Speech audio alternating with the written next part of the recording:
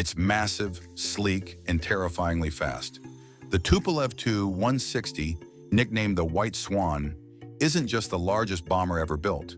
It's the fastest strategic bomber on the planet. With a top speed over Mach 2 and the capacity to carry nuclear weapons deep into enemy territory, this Soviet-era beast still sends shivers down military planning rooms in the West. But how did this flying fortress come to dominate the skies? And why is it still feared today?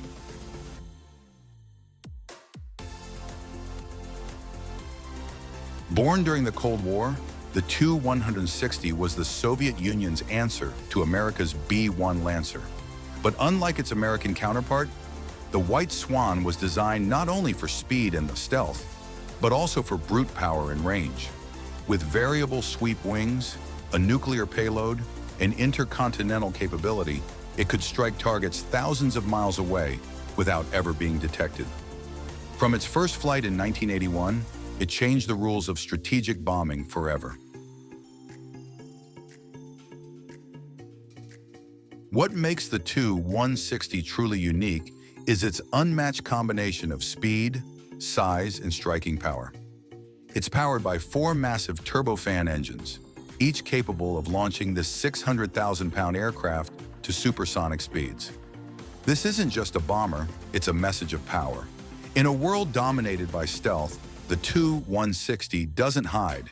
It outruns, outmaneuvers, and overwhelms. Western analysts have long admitted no other country has built anything quite like it.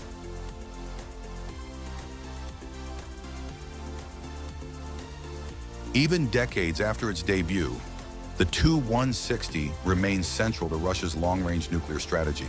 Modernized variants like the Tu-160M now carry upgraded avionics, digital flight systems, and new generation missiles. It's not a relic, it's a renewed threat. While tensions with NATO rise and military posturing returns to Cold War levels, the presence of the White Swan in the skies is a chilling reminder that Russia's strategic reach is alive and very capable.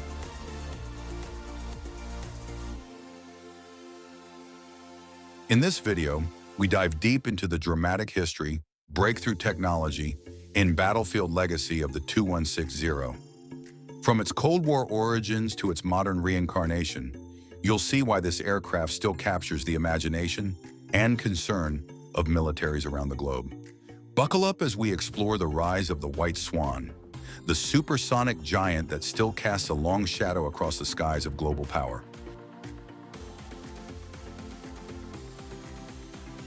The story of the Tu-160 begins in the 1970s, when the Soviet Union sought to counter the U.S. Air Force's B-1 Lancer. But rather than mimicking the American design, the Soviets went bigger and faster. Tupolev engineers envisioned a bomber that could penetrate deep into NATO territory at supersonic speeds. After intense design competition and political debate, the Tu-160 was born, a powerful blend of Cold War ambition and cutting-edge aerospace engineering. The Tu-160 made its first flight in December 1981 and officially entered service in 1987. Unlike other bombers, it featured variable sweep wings, allowing it to optimize lift and speed at different altitudes. The bomber's sheer scale was staggering. Its 54-meter wingspan and maximum takeoff weight of 275 tons made it the largest and heaviest supersonic military aircraft ever built. It could cruise at Mach 2.05, fly over 12,000 kilometers, and carry nearly 40 tons of ordnance. Although originally designed as a nuclear delivery platform, the Tu-160 was capable of launching a wide variety of cruise missiles, including the deadly Kh-55 and its successors. These long-range precision weapons gave the aircraft incredible standoff capabilities. From the Arctic to the Indian Ocean, the Tu-160 could strike targets without ever entering enemy airspace. In the event of nuclear war, this meant devastating second strike potential, a strategic asset the West could never ignore. Following the Soviet Union's collapse in 1991, the Tu-160 program faced uncertainty. Of the 35 aircraft built, several were stranded in newly independent Ukraine. Russia ultimately repurchased or reclaimed most of them, while others were dismantled under U.S. brokered arms reduction agreements. Throughout the 1990s, economic hardship forced the Russian Air Force to ground much of its strategic fleet, but the Tu-160 was too valuable to abandon, and soon plans were in motion to bring it back stronger.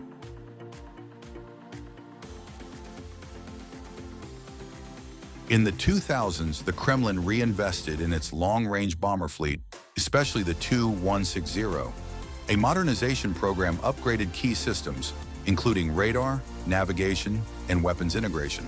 The Tu-160M and Tu-160M2 variants now feature new engines, advanced glass cockpits, and enhanced electronic warfare defenses. These updates extended the aircraft's operational life and made it more formidable. Moscow made it clear the White Swan wasn't just surviving, it was evolving to match 21st century warfare.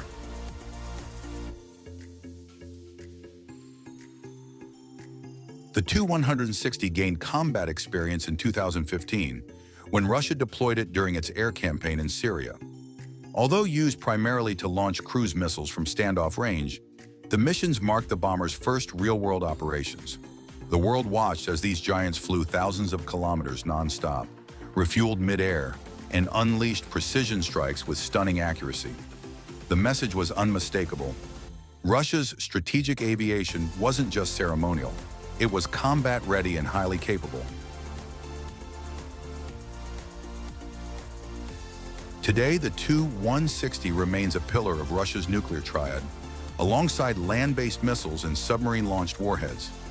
Despite efforts to develop a next-generation stealth bomber, the White Swan continues to receive funding, upgrades, and even new production orders.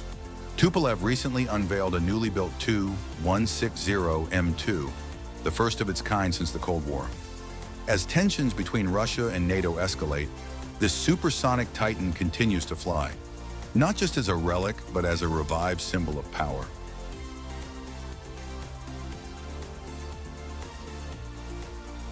The Tu-160 isn't just a marvel of Soviet engineering. It's a strategic symbol that refuses to fade. With unmatched speed, range, and payload, it continues to challenge modern air defense systems and military doctrine alike.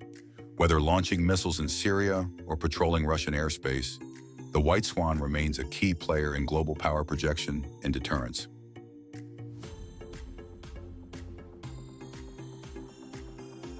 As new conflicts emerge and military technologies advance, the Tu-160 stands as a living reminder of Cold War ambition fused with modern capability. Its presence in the skies signals more than national pride. It's a statement of dominance.